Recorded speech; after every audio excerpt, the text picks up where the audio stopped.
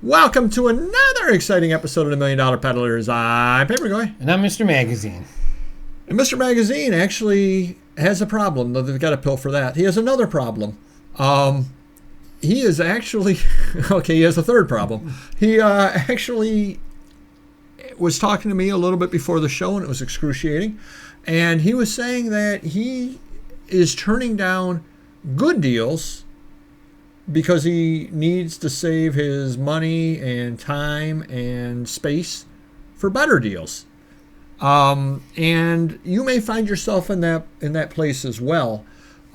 If you've got unlimited funds, which I don't think any of us have, and you've got unlimited space, you needn't watch this video.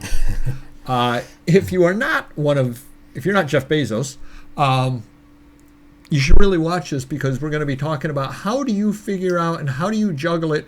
I guess the biggest problem I see, Mr. Magazine, is I see two problems.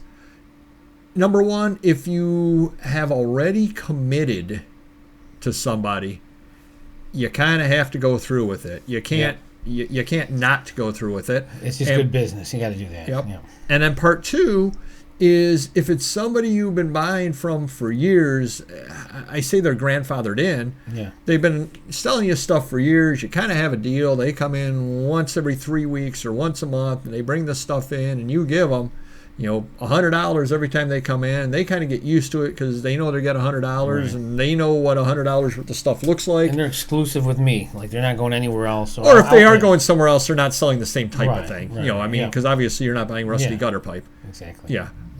So yes, you are the only person who gets the records and the comics from them. You're the only person they bring that stuff to, and they bring you $100 worth of stuff every month.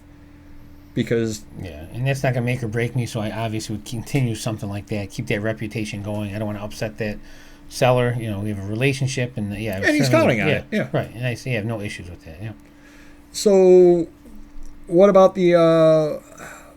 I guess, do you break off negotiations with somebody on an okay deal? Like, if it's already been starting to talk about, or you just kind of tell them you're not interested? Or I guess you don't ever want to tell them you're not interested until you've seen what they have. Yeah, I mean, one guy that comes in every now and then, the mailman, we'll call him the mailman, and he's tough to deal with. Carl Malone? No, not that mailman. Oh. He's generally tough to deal with, but we got to go back and forth, negotiate, and then I'll get it lower to a price, and the stuff doesn't fly off the shelf. So a deal like that, I could live without, and he's an older, grumpy guy, so he's gonna be mad no matter what. So I gotta live with that one, and I've been buying less and less from him too. You just buy smarter at this point, especially with eBay, with autographs and stuff like that. I don't need that headache. But then there's a guy that had a great magazine collection. It was, he originally wanted 30,000. He had like 3,000 magazines. Ooh. Then he got down to 10,000, and he made the mistake of emailing everyone in the chat that he was selling it. And then like 10 people he emailed, me being one of them. And a bunch of people were responding like, no, I'm not interested. No, I'm not interested. So I was the only one that was interested at the time. But then I told him originally, I go, you can price them out all you want. It's not, no matter what it's worth, it's not the easiest stuff to unload for the percentage you want. So his 30 got down to 10. And even for me, 10 at the time, even before these other big deals, was still more than I was willing to pay. If any Joe Schmo came through with that stuff, I would probably offer him 5,000 to 7,000. Price started out at 5, go to 7. So, I said, well, and then he made some deal like, if I deliver, can you do better? Or this and that. Then we got him down to 9 if I pick it up. And I said, let me think about it over the weekend. And then he texted me, what's your response? I said, honestly, I can't afford 9 right now. I go, I can do 7. That's about all I have with my extra money in my budget.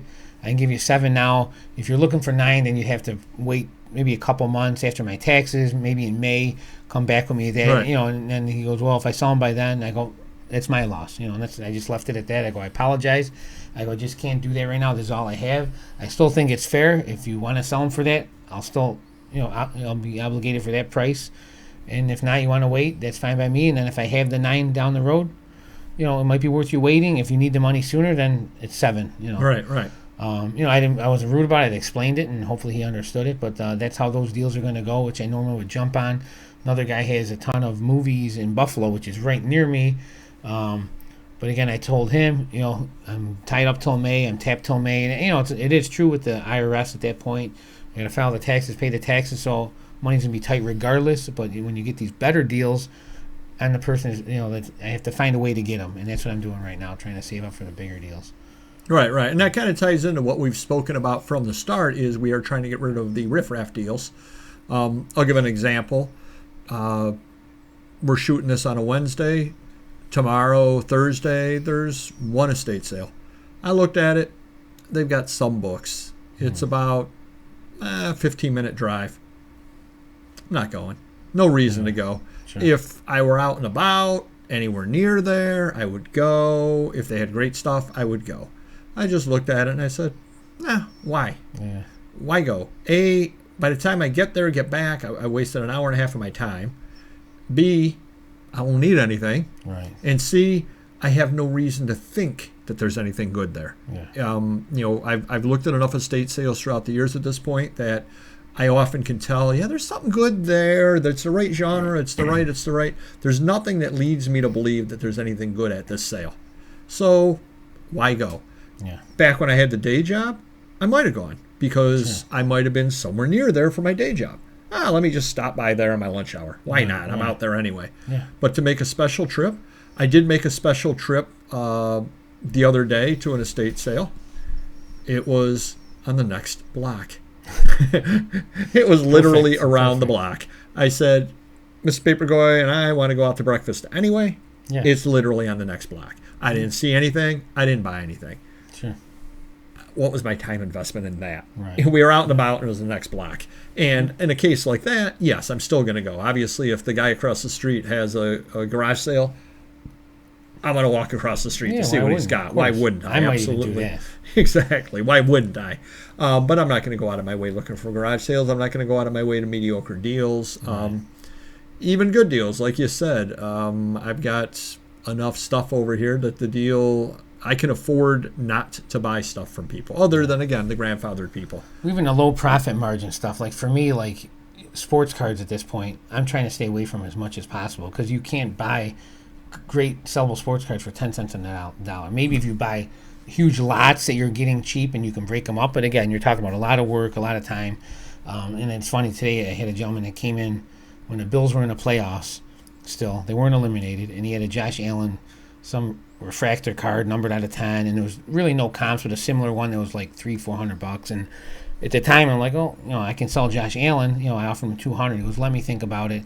And he came back today. Obviously, you're coming back a month later. Yeah, they it's lost. not hot. Yeah, he's it's still not hot. Yeah, he's still great. But another thing I'm thinking too is like, we're in Rochester near Buffalo. I'm the only person interested in his card. I'm sure he tried selling it some other places, and he brings his card in with other ones. And I looked it up, and someone had an SGC, the same card, a 10, which is pretty damn close, as far as value. And they wanted $225 best offer, so the card's probably $150. So, but again, he wasn't happy, but it's his own fault for waiting. He was hoping they would win or win the Super Bowl. Then it could be a $300, $400, $500 card. That's why it's the stock market. It's so volatile. And again, he lost out by holding on to it, but.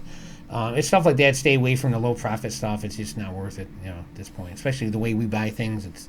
I'd rather have any of these deals all out of state where I'm paying pennies on the dollar. The only place I would disagree with you on the low profit stuff is I do buy low profit stuff at times because I do have to feed the whatnot beast.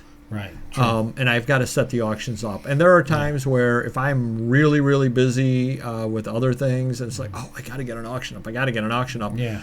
Let me just buy these books. I'm going to buy them. I'm not going to make much on this deal over here, but it fills an auction up. Yeah, that's cool. I paid $25 and I'm going to sell the stuff for $75, but who cares? Right. It fills the auction. True. And that's almost the cost of doing business. Almost an advertising thing that I always have a show on 4 o'clock on Thursday, and here's another show with books at it. Yeah, I mean, toys and comics, I would do that. I feel they're kind of low profit too, especially the toys, but I think toys are cool. I collect some of them. And for comics, I do collect some as well, but also we can use them for whatnot. So I might pay, like you, if someone came with comics a year ago with some longs that are average, I might have offered 25 to 50 long. Now I might offer 100. Just because I can sell 50 out of there, $2 and get my money back. So, right. Just for the product. Just because you have to keep the shows going. Yeah, exactly, yeah. Absolutely. So hopefully that does help you a little bit. Hopefully that gets you thinking a little bit about how you are dealing with your business and the opportunities that are out there for you. Sometimes you got to pass on a good deal for a great deal. It does happen at times. So hit the like button, except for Mr. Bezos.